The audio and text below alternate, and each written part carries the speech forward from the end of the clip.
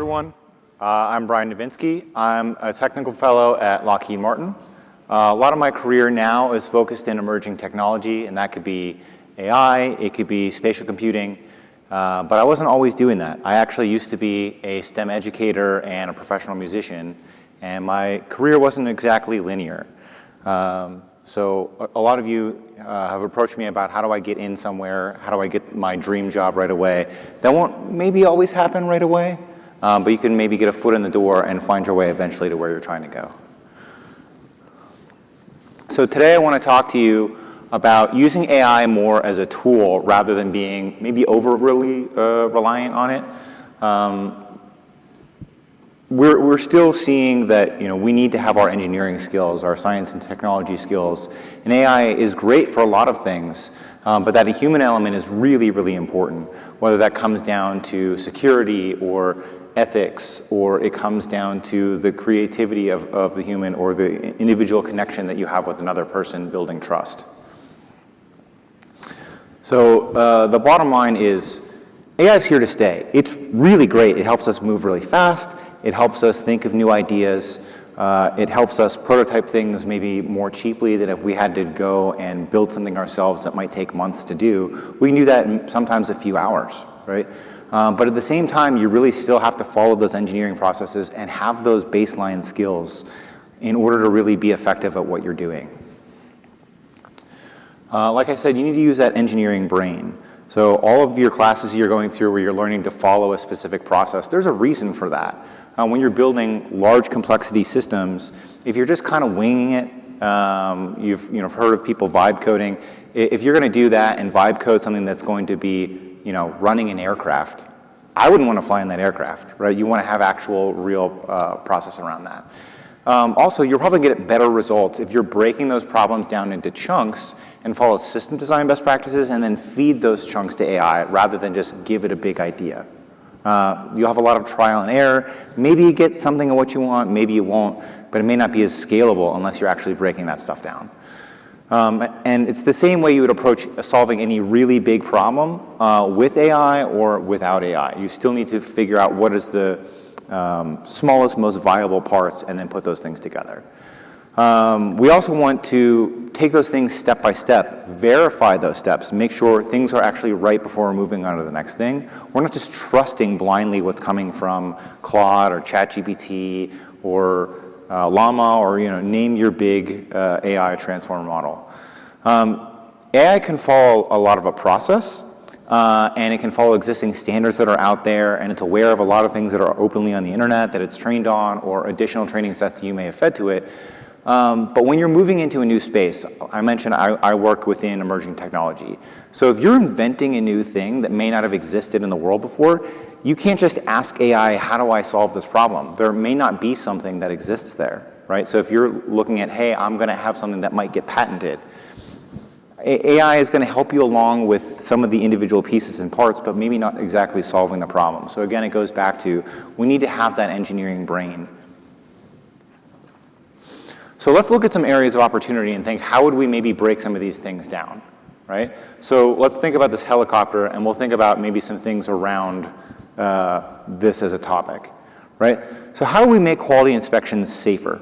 How do we make them more likely that we're going to find the things we need to find? So say there's foreign object debris, so something that I don't maybe want in a transmission or in an engine housing. I want to make sure that the fuse panels are correct. I want to make sure there's not damage. I want to make sure that the wiring harnesses are correct and I don't have pins that are bent so that I'm getting signals to the right places. A lot of times within low to medium rate manufacturing, that's just eyeballs and opinions, and people look at these things and they may do them the same way as someone else, they may not. We can give them AI tools to help guide them along and make sure those things are done more consistently and that those aircraft are going to be more safe. In addition, you may have someone that's up on a ladder and they don't want to be getting up and down and going on to their next job. So they may be, hey, I'm up here, I'm on a ladder, and then step off and, ooh, I hurt myself, right? So we can give them something with computer vision where you're using something where I can just look different directions and an inspection is performed. Maybe that's safer, right? We want to think about the human interaction and how do I help those people. How about crew and cockpit systems? How do I make them more intuitive, right? Can I provide suggestions to them in the cockpit of things that may be coming up? Can I provide ideas of what is being sensed in the landscape? So say, for example, this is for CAL FIRE. So we're looking at, hey, where do I need to go to put out this fire? What do I need to do? Is there going to be a hazardous area to fly in? How do I alert them? And how do I do that in a way that's not obtrusive to the other controls that they need to have in a relatively complex scenario? How do I optimize that training? Can I understand their cognitive load and understand, hey, is this way too much for them to be taking in at one time? Are they going to retain that information or not? All of these things we can kind of track with different signals coming from that person and understanding what's the best way to customize, right? How do we handle logistics for fighting fires when there's limited resources? We only have so many fire departments. They only have so many trucks, bulldozers, humans that can go out. We only have so many aircraft, and we only have so much water supply. We need to understand, hey, what's the weather doing? Is that going to impact where this fire is going? All of these things can be solved in part with AI as a tool, but you still have to have humans that are doing some of these things. So we want to balance, how do we have the human element, and how do they use AI as a tool to go do some of those things at the end of the day? So how are we coexisting, really? So first, you have those AI systems themselves, right? That's a big, gigantic IT system at the end of the day. Who's supporting that? Is it going to be on-prem somewhere at the edge? Is it going to be out in the cloud? What does it mean in terms of cost to your business? Sometimes AI is the right solution, sometimes it's not. You have to make those decisions, and a human is going to have to understand, the general cost. You can make some suggestions and get that from AI, but at the end of the day, the human is the one signing the check. Who is going to build trust with your users? Okay? We need to get those user feedback on the individual systems we're making, whether that's a mobile app for somebody, maybe it's something we're putting in flight controls, maybe it's something that we're using to train an astronaut. How are we getting that feedback? How are we building trust with that user to make sure that we're building the right thing? AI can help and look at trends and identify where we need to put efforts over time, but those people need to trust you in order to give you the right feedback. Who's making sure what the output of those things is actually correct? Was it trained on the right information? And when you feed it a prompt, is it telling you actually the right thing? Or was that reward system maybe trained on something that is going to point you in the wrong direction? How are we making sure that what's coming out of AI is ethical and unbiased? Was it trained really just in one area and it's going to give you answers that maybe lead you down the wrong path? How are we going to make sure that's secure and you can't necessarily take advantage of that? Again, we have to have humans taking care of these things to make sure that AI and this human element can coexist. And then we look at what's called the knowledge atrophy problem. There's been a lot of studies recently, and these come out of big universities like MIT, Harvard, Carnegie Mellon, and companies like Microsoft. And they've done these studies and showing that people that are over-reliant on AI, where they use it as more than just a tool, they kind of do their whole job just through AI, and they're not necessarily relying on the real skills that they have, they see actually problems with effectively cognitive decline over time, right? They may not remember the things that they need that are the baseline skills of their jobs. And so we don't really want to have that, right? We want to make sure we're using it as a tool. Same way like you might have searched things in Google before, but Google wasn't the whole way that you did your job, right? It was a thing to help you along. ChatGPT is kind of that on steroids now. We don't want to use it for absolutely everything. We want to make some of those decisions ourselves, go through the process ourselves. We're not, just replacing our normal mental processes. You guys are the critical thinkers, right? The people in the chair doing the work, they're the critical thinkers. And again, sometimes there's the doom and gloom of, hey, AI might replace some of us. What is this going to mean in terms of jobs? I know a lot of you are going to be looking for internships or full-time jobs.